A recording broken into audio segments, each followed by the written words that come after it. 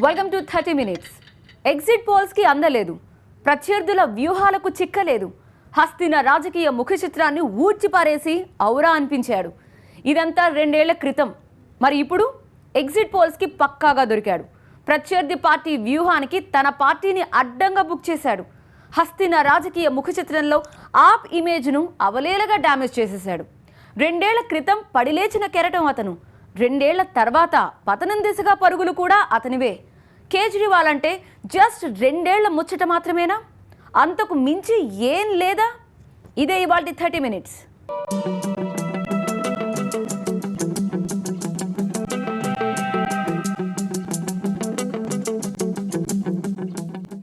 ఎనిమిదిని 0 చేసి కాంగ్రెస్ బెండు తీశాడు. 32ను 3 చేసి బీజేపీకి బ్యాండ్ బజాయించాడు.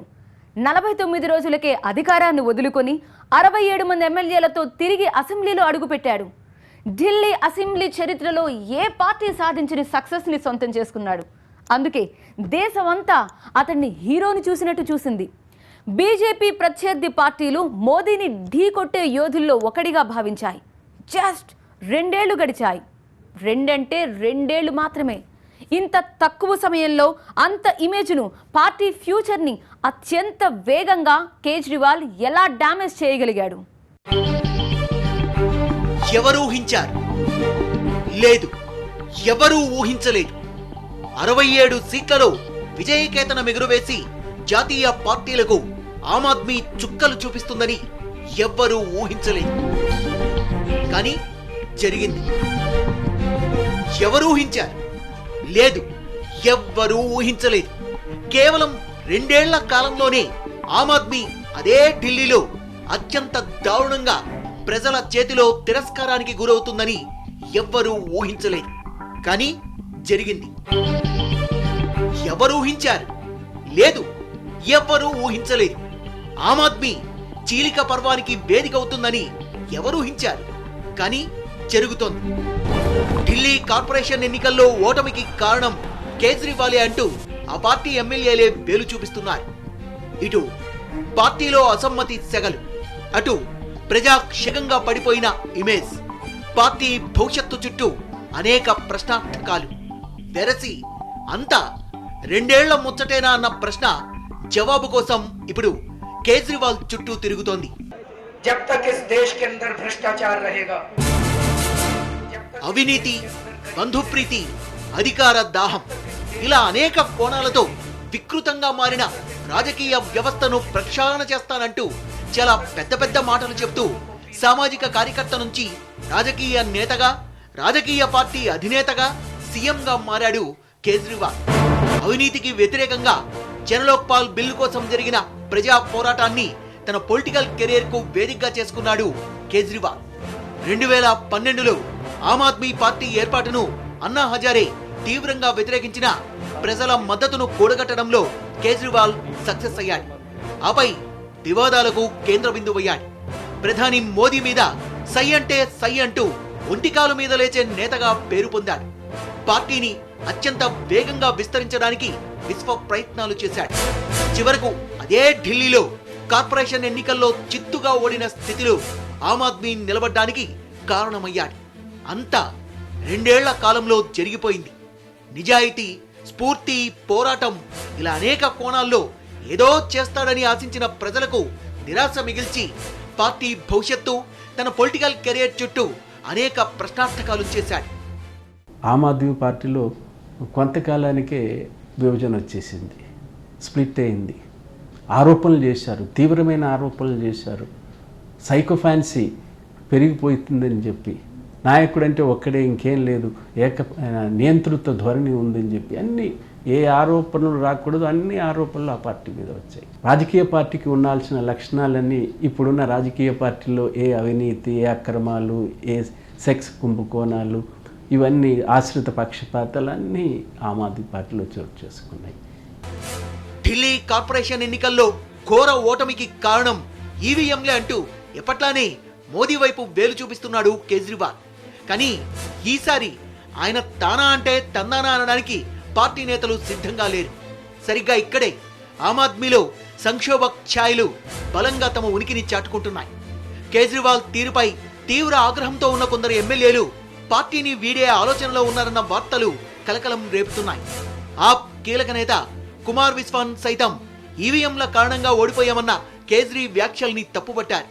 ప్రజలు ఓటేయకపోవడం వల్లే ఢిల్లీ కార్పొరేషన్ ఎన్నికల్లో ఓడిపోయామంటున్నారు. అలానే పాక్ మీద సర్జికల్ స్ట్రైక్స్ వేళ ప్రధానిని కేజ్రీవాల్ టార్గెట్ చేయకుండా ఉండాల్సిందంటూ ఓటమికి కారణం తమ అధినేతే అని చెప్పకనే చెప్తున్నారు. పార్టీ నేతలు అల్కా లంబా, కపిల్ మిశ్రా సైతం కేజ్రీవాల్ తీరును తప్పుపడుతున్నారు. ముందు కేజ్రీ మారాలంటున్నారు. మరోవైపు 10 మందికి పైగా ఆప్ ఎమ్మెల్యేలు ఆఫీస్ ఆఫ్ ప్రాఫిట్ కేసులో అనర్హులయ్యే ప్రమాదం ఉంది.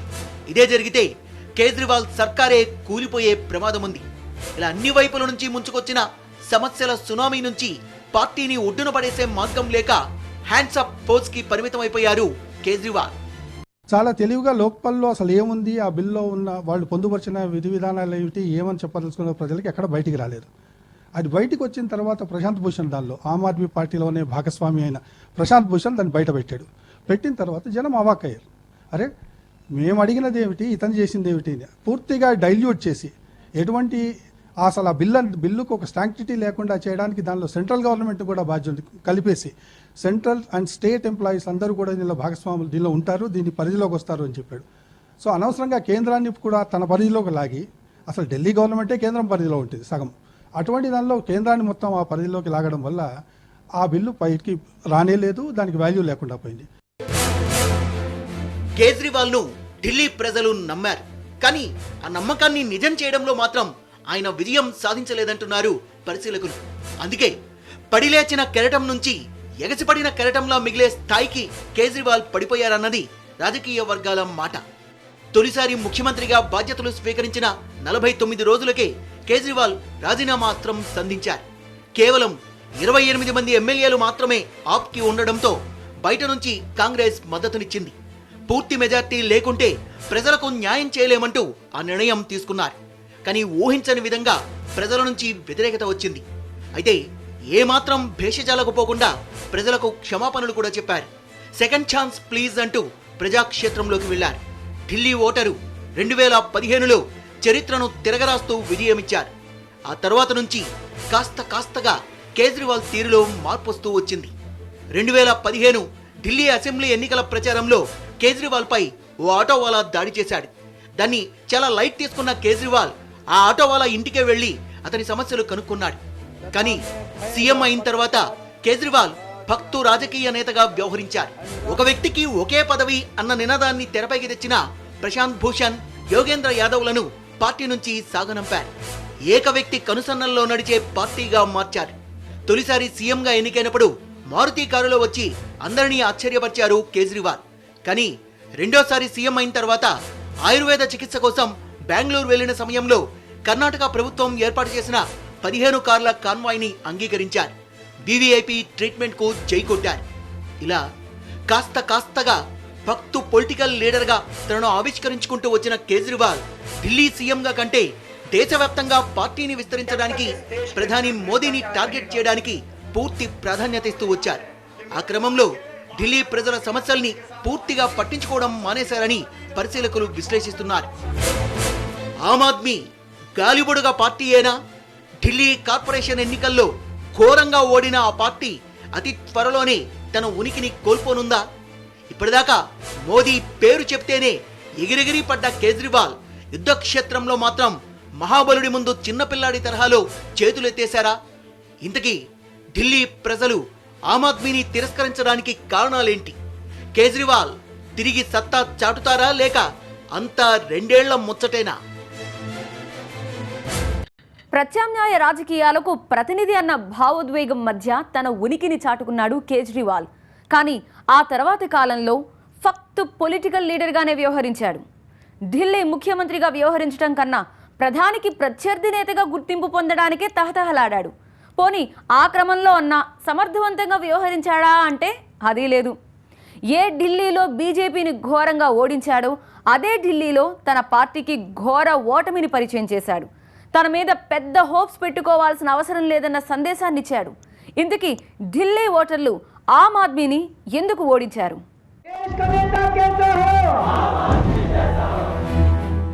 ప్రత్యామ్నాయ రాజకీయాలకు ప్రతినిధి అన్న ఇమేజ్ మధ్య ఢిల్లీ రాజకీయాల్లో తన ఉనికిని చాటుకున్నారు కేజ్రీవాల్.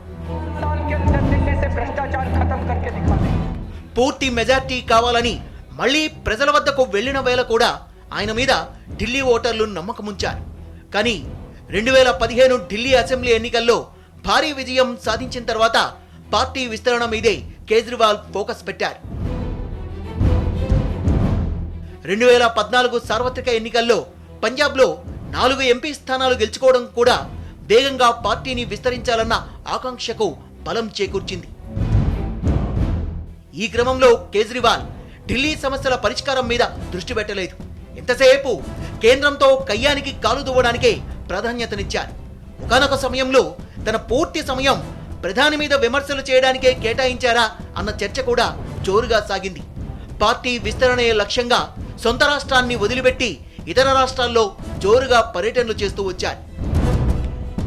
అదే సమయంలో ఇటు మంత్రుల పనితీరు కూడా అంతంత మాత్రంగా మారింది. ఢిల్లీలో మిడిల్ క్లాస్ ప్రజలు ఎక్కువ, విద్యావంతుల శాతం అధికం, రాజకీయ అవగాహన కూడా ఢిల్లీ ఓటర్లలో ఎక్కువ. ఆమ్ ఆద్మీ అధికారంలోకి రాకముందు చెప్పిన మాటలకు పవర్లోకి వచ్చిన తర్వాత పని విధానాన్ని స్వతంత్రంగా విశ్లేషించుకునే సామర్థ్యం ఢిల్లీ ఓటర్లకుంది. ఇలా అనేక కోణాల్లో ప్రజలకు ప్రభుత్వానికి మధ్య దూరం బాగా పెరిగిపోతూ వచ్చింది. మరోవైపు కేజ్రీవాల్ వ్యవహార శైలి కూడా ఆయన మీద హోప్స్ పెట్టుకోవడం అనవసరమన్న భావన కలిగించిందని పరిశీలకులు విశ్లేషిస్తున్నారు. సీఎంగా ఉండి ధర్నా చేయడం దగ్గర నుంచి లెఫ్టినెంట్ గవర్నర్తో తీవ్ర విభేదాలు, మాజీ సహచరులు యోగేంద్ర యాదవ్తో పదే పదే ఘర్షణలు, ఇష్యూతో సంబంధం లేకుండా ప్రధానిని వ్యతిరేకించాలన్న సింగిల్ లైన్ వ్యూహం ఆయన ఇమేజ్ను డ్యామేజ్ చేశాయి. గత 2 ఏళ్లుగా ఢిల్లీని డెంగ్యూ, చికెన్ గున్యా లాంటి వ్యాధులు పట్టిపీడిస్తున్నాయి. వందల మంది ప్రాణాలు కోల్పోయారు. పారిశుద్ధ్యం నుంచి మంచినీటి దాకా అన్ని సమస్యలే. నిజానికి ఇవన్నీ కేజ్రీవాల్కు ప్లస్ కావాలి. ఎందుకంటే ఢిల్లీలో కేంద్రం పెత్తనమే ఎక్కువ. పైగా గత 10 ఏళ్లుగా ఢిల్లీ మున్సిపల్ కార్పొరేషన్లను పాలిస్తోంది బీజేపీనే. దీంతో బీజేపీపై ఢిల్లీ ఓటర్లు మరింత అసహనం వ్యక్తం చేయాలి.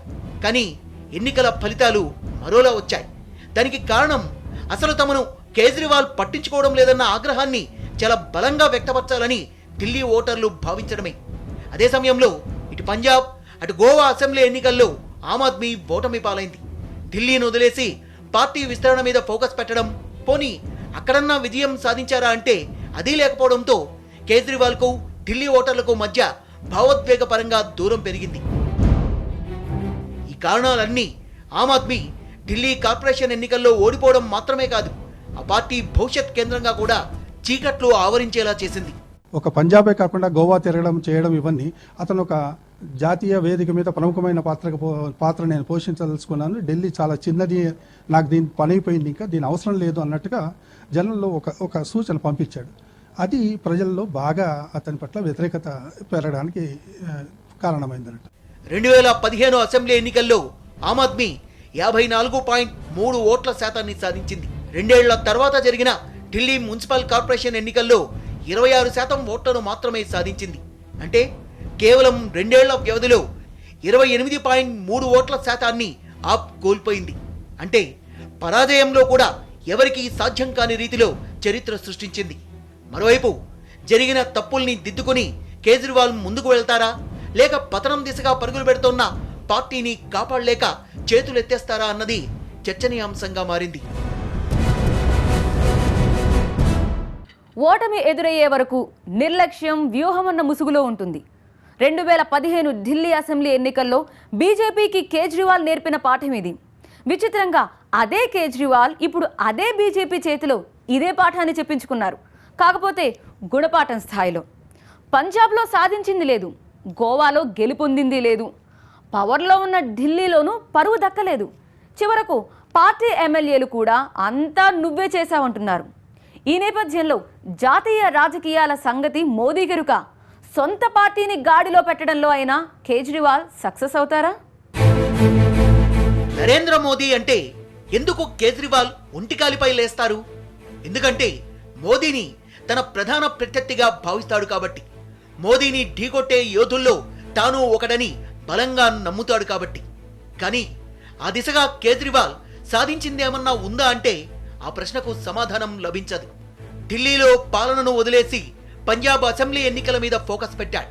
అక్కడ ఆ పోటీలో లేకపోయుంటే బీజేపీకి ఘోర పరాజయం, కాంగ్రెస్కు భారీ విజయం తగ్గేవి. అలానే గోవాలో 2012లో కేవలం 0.66 ఓట్ల శాతం తేడాతో కాంగ్రెస్ అధికారానికి దూరమైంది. తాజా అసెంబ్లీ ఎన్నికల్లో అన్ని పార్టీల కన్నా ఎక్కువ మంది ఎమ్మెల్యేలని గెలుచుకున్నా అధికారం మాత్రం దక్కలేదు. అందుకు కారణం ఆమ్ ఆద్మీనే. కాంగ్రెస్ ఓటు బ్యాంకును చీల్చడం తప్ప గోవాలో కేజ్రీవాల్ చేసింది ఏమీ లేదు. కాంగ్రెస్ స్నేహహస్తం ఇచ్చిన ససేమిరా అన్న కేజ్రీవాల్ గోవాలో బీజేపీ ప్రభుత్వం ఏర్పడడానికి పరోక్షంగా కారణమయ్యాడు. తన బలాన్ని అతిగా ఊహించుకుంటూ మితిమీరిన విస్తరణ కాంక్షతో కేజ్రీవాల్ సాధించిందేమీ లేదు. పార్టీని సంక్షోభంలోకి నెట్టడం తప్ప. చరిత్రలో కనీవిని ఎరుగని స్థాయి విజయాన్నందించిన ఢిల్లీ ఓటర్లను పట్టించుకోలేదు. ఆ మాటకొస్తే ఇటు పార్టీని కూడా పట్టించుకున్నది లేదు. అవినీతి నుంచి అనేక ఆరోపణల్లో ఆప్ ఎమ్మెల్యేలు మునిగిపోయారు. మెజార్టీ ఆప్ ఎమ్మెల్యేల్ని కేసులు వెంటాడుతున్నాయి. వీటన్నింటి కారణంగా ఢిల్లీ మున్సిపల్ కార్పొరేషన్ ఎన్నికల్లో పార్టీ ఘోరంగా ఓడిపోయింది. ఇంత జరిగిన తర్వాత కూడా కేజ్రీవాల్ తీరులో మార్పు కనిపించడం లేదు. ఈవీఎంలను ట్యాంపరింగ్ చేయడం వల్లే తాము ఓడిపోయామంటూ మోదీ మీద దాడి చేయడానికే ప్రాధాన్యతనిస్తున్నారు. ప్రత్యామ్నాయ రాజకీయాలకు తెరతీస్తాడన్న ఒక హోప్ నుంచి పుట్టిన నాయకుడు అతి వేగంగా సాధారణ రాజకీయ నేతగా కూడా వ్యవహరించలేని స్థితికి చేరుకున్నాడు.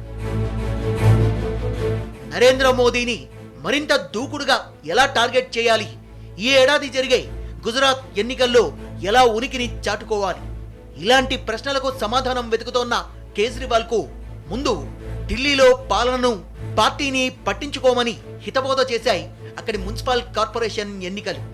ఈ హితబోధను అర్థం చేసుకుంటే చేసిన తప్పులు దిద్దుకోవడానికి ఆయన ముందు కాస్త సమయం ఉంది. అపార్థం చేసుకుంటే మాత్రం ఇక అంతే సంగతులు. 2015లో ఆమ్ ఆద్మీ గెలిచిన తీరు చూసి అంతా చీల్చి చెండాడేస్తున్నారన్నారు. కేజ్రీవాల్ ఇప్పటికీ అదే పని చేస్తున్నారు. కాకపోతే ఆయన ఇప్పుడు చీల్చి చెండాడుతోంది ప్రత్యర్థి పార్టీ అయిన బీజేపీని కాదు, తన సొంత పార్టీని. అలాగే బీజేపీ మీద పోరాటం చేస్తున్న మిగిలిన పార్టీలను. రాజకీయాల్లో మాటల వల్ల ప్రచారం లభించవచ్చు, కానీ ప్రయోజనం లభించాలంటే చేతలకు పని పెట్టాల్సిందే. ఈ సత్యాన్ని ఢిల్లీ మున్సిపల్ కార్పొరేషన్ ఎన్నికల ఫలితాలు తేల్చి చెప్పేశాయి. దాన్ని కేజ్రీవాల్ ఎంతవరకు గ్రహించారో ఇకపై జరిగే రాజకీయమే చెప్పాలి. ఇదే ఇవాల్టి 30 Minutes. చూస్తూనే ఉండండి TV9.